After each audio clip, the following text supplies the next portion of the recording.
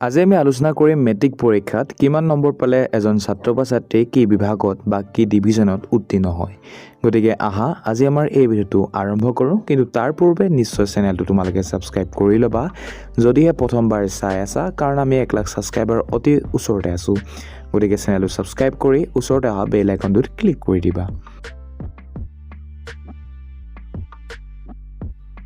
পোনপ্ৰথমতে ছাত্ৰ ছাত্ৰীসকল মনত ৰাখিবা, মেট্ৰিক পৰীক্ষাত আমি উত্তীৰ্ণ হ'বলৈ হ'লে নিম্নতম প্ৰতিটো বিষয়তে 100ৰ ভিতৰত আমি 30 নম্বৰ পাবই লাগিব, আৰু যদি আমি 30 নম্বৰ পাওঁ তেতিয়াহে মেট্ৰিক পৰীক্ষাত উত্তীৰ্ণ বুলি ধৰা হয় বা আমাৰ ৰিজাল্টত পাছ বুলি ওলায়। ঠিক আছে, এইটো মনত ৰাখিবা।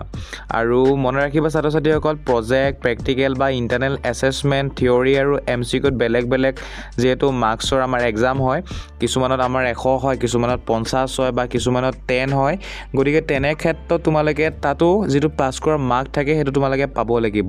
অৰ্থাৎ যদি তোমালোকৰ থিয়ৰীত 90 মাৰ্কছ আছে তেনেহ'লে 90ৰ ভিতৰত তোমালোকে 27 পাব লাগিব, আৰু যদি তোমালোকৰ ইণ্টাৰনেল এছেছমেণ্ট অৰ্থাৎ প্ৰেক্টিকেল বা প্ৰজেক্টত যদি 10 নম্বৰ থাকে তেনেহ'লে 10ৰ ভিতৰত তোমালোকে নিম্নতম 3 নম্বৰ পাবই লাগিব। অৰ্থাৎ তোমালোকে নিম্নতম MCQ, থিয়ৰী আৰু IA অৰ্থাৎ ইণ্টাৰনেল এছেছমেণ্টত যিমানে মাৰ্কছ নাথাকক কিয় সেই মাৰ্কছৰ ভিতৰত 30% নম্বৰ তোমালোকে যদি পোৱা তেতিয়াহে উত্তীৰ্ণ তোমালোকে হ'বা। ঠিক আছে, গতিকে তোমালোকে নিশ্চয় গম পালা পাছ আচলতে কেনেদৰে কৰে এজন ছাত্ৰ বা ছাত্ৰীয়ে এটা বিষয়। ঠিক আছে, আৰু তাৰ পাছত আহিছোঁ লেটাৰ মাৰ্কছৰ ওপৰত। বহুতে এতিয়া লেটাৰ মাৰ্কছৰ কথা নাজানা, গতিকে যদি তোমালোকে এটা বিষয়ত 80 বা তাতকৈ বেছি নম্বৰ পাইছা তেনেহ'লে সেই বিষয়টোত তোমালোকে লেটাৰ পাইছা বুলি কোৱা হয় বা লেটাৰ বুলি গণ্য কৰা হয় সেই ছাবজেক্টটো। ঠিক আছে, L বুলি তোমালোকৰ মাৰ্কশ্বিটত লিখা থাকে। যদিহে তোমালোকে সৰ্বমুঠ 180 পৰা 269 নম্বৰ পাইছা বা তাৰ ভিতৰত পাইছা তেনেহ'লে সেয়া হ'ব 3rd ডিভিজন, আৰু পাৰ্চেণ্টেজ হিচাপত 30%ৰ পৰা 44%। যদিহে তোমালোকে 270 বা তাতকৈ বেছি অৰ্থাৎ 359 নম্বৰ ভিতৰত পাইছা তেনেহ'লে সেয়া হ'ব 2nd ডিভিজন, অৰ্থাৎ 45%ৰ পৰা 59%ৰ ভিতৰত পোৱাটো কোৱা হয় 2nd ডিভিজন। তাৰ পাছত যদি তোমালোকে 360 বা তাতকৈ বেছি নম্বৰ পাইছা তেনেহ'লে সেয়া হ'ব 1st ডিভিজন, আৰু পাৰ্চেণ্টেজৰ হিচাপত 60% বা তাতকৈ বেছি পাৰ্চেণ্টেজ পালে তাক কোৱা হয় 1st ডিভিজন।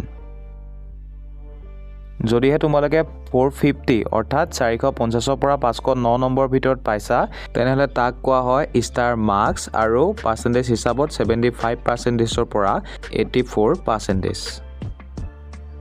যদিহে তোমালোকে 510 বা তাতকৈ বেছি নম্বৰ পোৱা তেনেহ'লে তাক কোৱা হয় ডিষ্টিংশ্যন, অৰ্থাৎ 85% বা তাৰ ওপৰত। একেবাৰে শেষত ষ্টেণ্ড কৰিবলৈ মাৰ্কছ নিৰ্ধাৰণ আগতীয়াকৈ হৈ নাথাকে।